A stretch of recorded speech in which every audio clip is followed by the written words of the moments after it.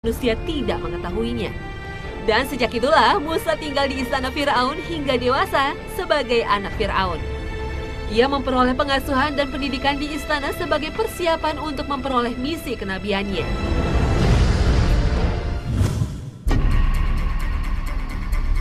Meski tinggal di istana dan mendapat keistimewaan, namun Musa sadar ia hanya anak pungut, tak ada setetes pun darah Firaun yang mengalir pada tubuhnya. Pada suatu hari, Musa memukul seorang anak bangsawan Mesir hingga tewas. Ia melarikan diri untuk menghindari pasukan kerajaan.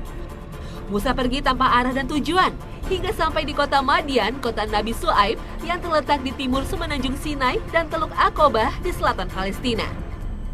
Musa tinggal di rumah Nabi Syuaib beberapa lama, kemudian menikahi anak gadisnya bernama Syafura. Setelah 10 tahun meninggalkan Mesir, Musa memendam rindu untuk kembali ke tanah kelahirannya. Ia pun meminta izin kepada Nabi Syuaib untuk kembali ke Mesir membawa istrinya.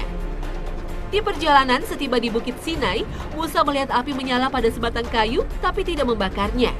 Saat itulah terdengar suara yang merupakan wahyu Allah. "Wahai Musa, sesungguhnya aku Allah, yaitu Tuhan semesta alam." Sebagaimana dikisahkan dalam surat Toha. فَلَمَّا أَتَاهَا نُودِيَ يَا مُوسَىٰ إِنِّي أَنَا رَبُّكَ فَاخْلَعْ نَعْلَيْكَ إِنَّكَ بِالْوَادِ الْمُقَدَّسِ طُوًى وَأَنَا اخْتَرْتُكَ فَاسْتَمِعْ لِمَا يُوحَىٰ إِنَّنِي أَنَا اللَّهُ لَا إِلَٰهَ إِلَّا أَنَا فَاعْبُدْنِي وَأَقِمِ الصَّلَاةَ لِذِكْرِي. Inilah wahyu pertama yang diterima langsung oleh Nabi Musa sebagai tanda kenabiannya. Dan Allah membekalinya Nabi Musa dengan mukjizat untuk menghadapi Firaun yang sombong dan zalim. Dalam berdakwah, Nabi Musa ditemani saudaranya Harun.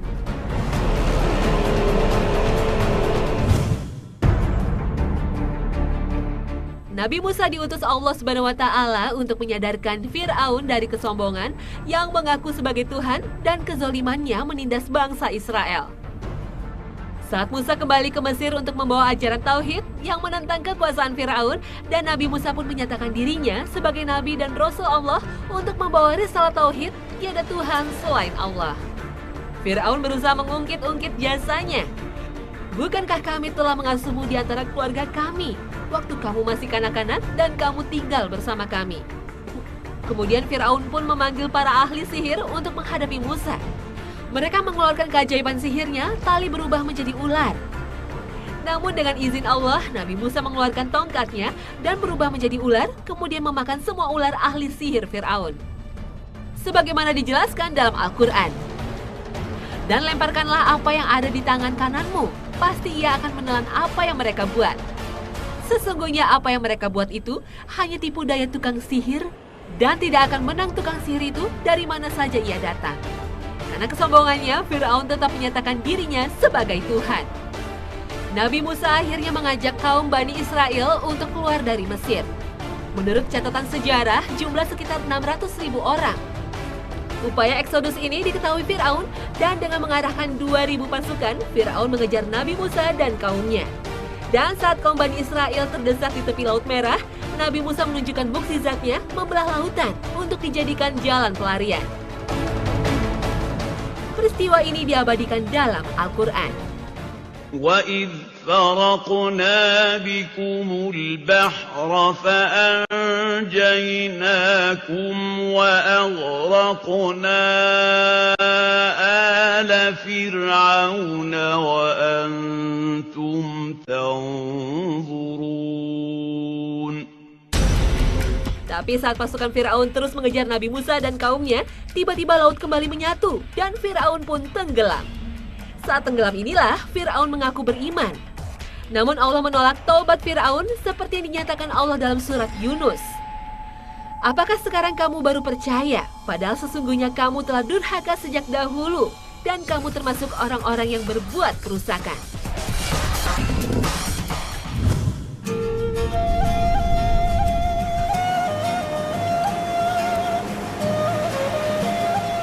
Setelah selamat dari kejaran Fir'aun, Nabi Musa bersama kaumnya menuju Bukit Sinai untuk mendapat panduan dari Allah.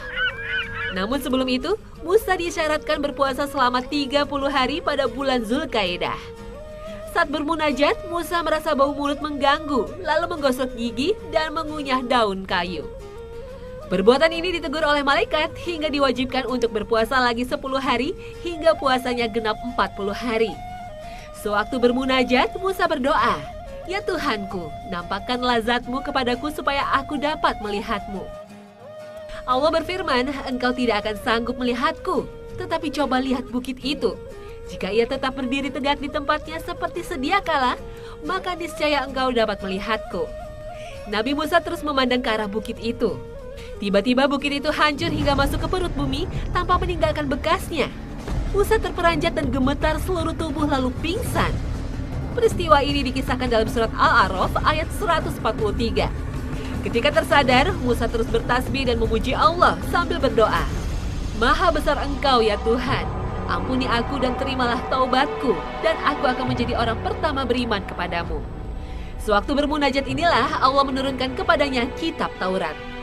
Menurut ahli tafsir, ketika kitab itu berbentuk kepingan batu atau kayu yang terdiri dari sejumlah pernyataan yang berjumlah 10 kata. Inilah isi kitab Taurat seperti yang dijelaskan dalam sabda Nabi Muhammad seperti diriwayatkan Abu Laid As-Samarkandi dengan sanadnya dari Jabir bin Abdillah. Allah telah memberikan kepada Nabi Musa bin Imran dalam Al-Wah 10 bab. "Wahai Musa, jangan menyekutukan aku dengan suatu apapun. Aku telah memutuskan bahwa api neraka akan menyambar muka orang-orang musyrikin.